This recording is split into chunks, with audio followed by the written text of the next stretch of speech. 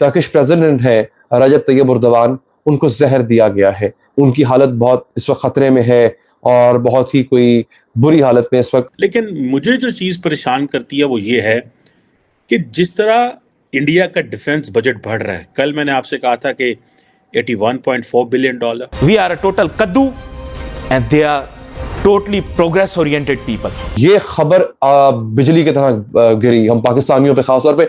जाहिर बात है टर्किश प्रेसिडेंट के साथ और टर्की के साथ हमारा एक बड़ा डिफरेंट किस्म का लगाव है। अभी जैसे पुंछ अटैक हुआ है तो मोदी जी कोई बयानिया सामने है, इवन दो आपको पता है वो छोटी छोटी बात के लिए कितने ज्यादा पॉजिटिव है अपनी कंट्री को लेके, लेकिन 5 जवानों की शहादतें होना और मोदी जी की एकदम खामोशी होना, आपको क्या लगता है? जाहिर है कोई बहुत बड़े तूफान की दावत है अगर वो बोल नहीं रहे। टर्किश प्रेसिडेंट तुर्की के सदर रूस के एक बंदे से मुलाकात करने गए और उसके बाद तबीयत उनकी खराब हुई और बाद में इंकशाफ हुआ कि उनको जहर दिया गया। हारी हुई कौम, नाउम्मीद कौम, जलील की हुई कौम, जिसके प्रधानमंत्री की एयरपोर्ट पे पतलून उतार दी जाती है।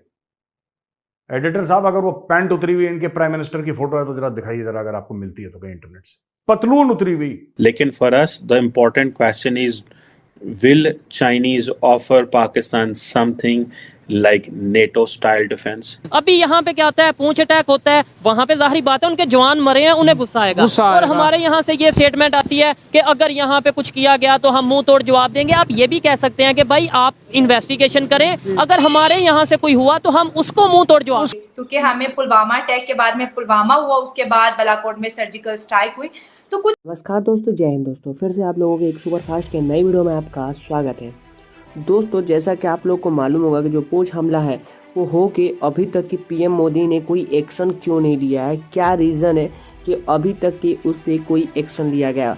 अगर वहीं पर उस बात कर लिया जाए पुलवामा अटैक की, तो उस पर मतलब कि मोदी जी ने बहुत ही जल्द एक्शन लेने का निर्णय लिया था, लेकिन इस वाले हमले में क्यों नहीं लिया है, क्या रीज़न है, तो मैं आप लोगों को बता दूं कि अभी तक की इस पर इन्वेस्टिगेशन चालू है। यानी अभी तक की ये चीज़ मतलब मालूम नहीं चला है कि या फिर ये कश्मीर के लोगों ने ऐसा किया है, या फिर पाकिस्तान के अलकासे आयदे के, या फिर जो टेररिज्म है वहाँ के उनके कुछ आदमी किया है। अभी तक की पूरा इन्वेस्टिगेशन में नहीं मालूम चला है। बिना जांच किए नहीं मालूम चलता है, तब कैसे एक्शन लिया जा सकता है।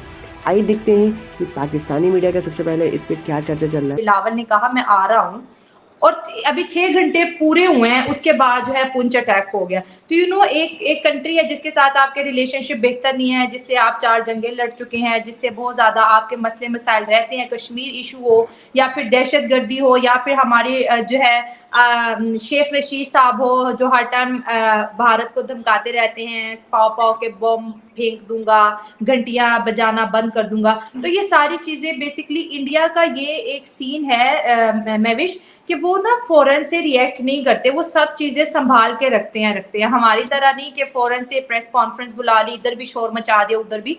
वो लोग जो है ना चीजें कलेक्ट करते हैं और जब मौका आता है ना फिर वो चौका मार देते हैं। शुरू से ही है। अभी जैसे पुंछ अटैक हुआ है तो मोदी जी कोई बयानिया सामने है, इवन दो आपको पता है वो छोटी छोटी बात के लिए कितने ज्यादा पॉजिटिव है अपनी कंट्री को लेके, लेकिन 5 जवानों की शहादतें होना और मोदी जी की एकदम खामोशी होना, आपको क्या लगता है? जाहिर है कोई बहुत बड़े तूफान की दावत है अगर वो बोल नहीं रहे, क्योंकि हमें पुलवामा अटैक के बाद में पुलवामा हुआ, उसके बाद बालाकोट में सर्जिकल स्ट्राइक हुई, तो कुछ वो इस तरह से हमेशा प्लान करते रहते हैं। तो बिलावल का भी जाना ना जाना मैंने पहले कह दिया, ये फ्लॉप है, क्योंकि इंडिया को भी अब कोई इंटरेस्ट नहीं रहा। अगर होता तो 3 माह पहले बताते ना मेरे आने का एजेंडा क्या है। इस वजह से वो कहते हैं कि बिलावल ने हाँ की और 6 घंटों के बाद अटैक हो गए, इसलिए ये बंदा अब नहीं आएगा। और इन्हें कौन सा कोई फर्क पड़ता है, ये तो पहले कह रहे थे कोई ऐसा मामला हो कि हम ना ही जाएं, फेस नहीं कर सकते ना आपने।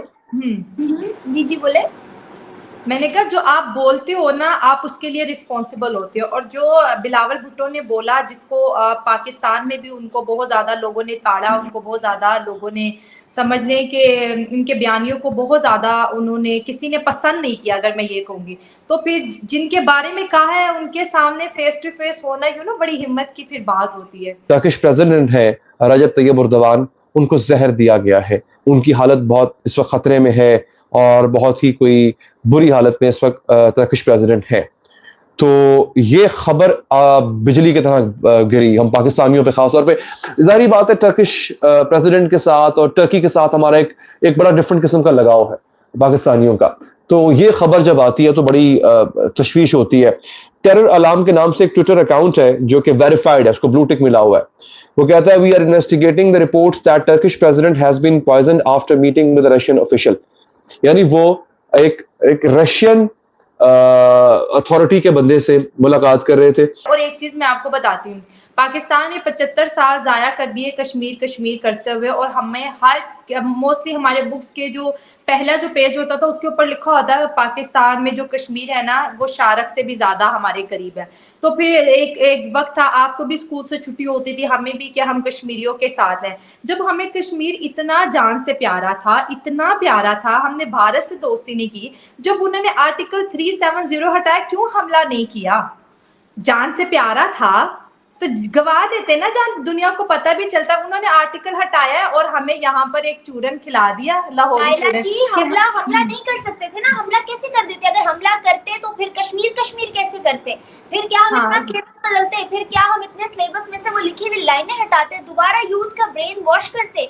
इतना करना मुश्किल था ना। तो हमने आसान काम ये किया कि हम घर बैठे रहे, हम गए ही नहीं हमला करने, हमने सोचा करेक्ट। और अवाम को और ज्यादा मुश्किलात में डालने के लिए बोला, हमने ट्रेड खत्म कर दी, बस इतना ही कर सकते थे आप लोग कश्मीर के लिए। जान से प्यारा था, शारक से ज्यादा करीब था, 3 जंगें करते, 3 जंगें तो की ना कश्मीर के लिए, चौथी भी हो जाती, सच सामने तो आता कितना हमें जान से प्यारा है कश्मीर। टर्किश प्रेसिडेंट, तुर्की के सदर रूस के एक बंदे से मुलाकात करने गए और उसके बाद तबीयत उनकी खराब हुई और बाद में इंकशाफ हुआ कि उनको जहर दिया गया है।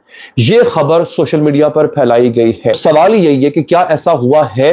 इसके बाद नाज़रीन, ये OSINT डिफेंडर एक और ट्विटर अकाउंट है, उस पर खबर यह दी गई है जनाब कि टर्किश प्रेसिडेंट को जहर नहीं दिया गया and also does not appear to be in critical condition, और ना ही वो बुरी हालत में है, मगर उनको हार्ट अटैक आया है। तुर्की के सदर को हार्ट अटैक आया है, उनको जहर नहीं दिया गया। अब तक जो खबर सामने आई है, जो दावा किया गया था, अच्छा जिस शख्स ने दावा किया, जिस एजेंसी ने दावा किया, वो भी खबर रसां एजेंसी है, और जो उस दावे को झुठला रही है वो भी एक खबर रसां एजेंसी ही है। वो ये कहते हैं उनको हार्ट अटैक हुआ है, बट अगर कोई ये कह रहा है कि उनकी प्यूटन से यानी रूस के सदर से मुलाकात हुई, उस मुलाकात के दौरान उनको जहर दिया गया और बाकायदा तौर पर शक जो है वो रूस पे किया जा रहा है।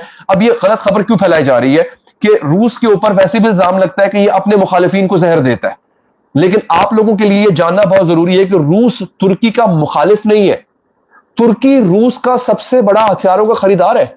S-400 नामी जो एक मिसाइल डिफेंस सिस्टम है जो सिर्फ और सिर्फ रूस के पास है, रूस ने वो तुर्की को दिया, बाद में इंडिया को भी दे रहा है, लेकिन तुर्की को दिया। और अब तक का दुनिया का सबसे बेहतरीन जो डिफेंस सिस्टम है वो S-400 है जो रशिया के पास है, और उसे टर्की को ये बेचा है। आप लोगों ने वीडियो के क्लिप में देखा होगा कि जो मेजर गौरव हैं, यहाँ तक कि वो इतना इंसल्ट करते हुए नज़र आते हैं कि पाकिस्तान को इतना ज़्यादा पानी पानी कर देते हैं।